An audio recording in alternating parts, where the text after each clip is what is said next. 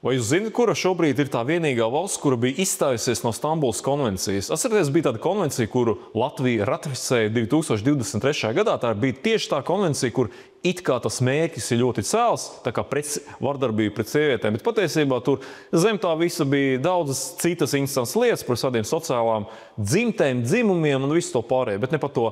Rīt Saeimā būs balsojums par to, lai Latvija izstātos no Stambulas konvencijas. Un ja balsojums būs par, tad Latvija būs pirmā Eiropas Savienības valsts, kas būs izstājusies no šīs konvencijas. Bet vai jūs zināt, kur ir tā valsts, kura jau šobrīd ir izstājusies no Stambulas konvencijas?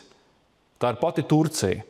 Turcija bija pirmā valsts, kas ratificēja šo konvenciju 2011. gadā, un bija pirmā valsts, kas no viņas izstājās 2021. gadā. Un tas pamatojums no Turcijas valdības skanēja šādi, es nocitēšu. Stambulas konvenciju nolaupīja cilvēku grupa, kas mēģināja normalizēt homoseksualitāti, kas nav savienojama ar Turcijas sociālajām un ģimenes vērtībām.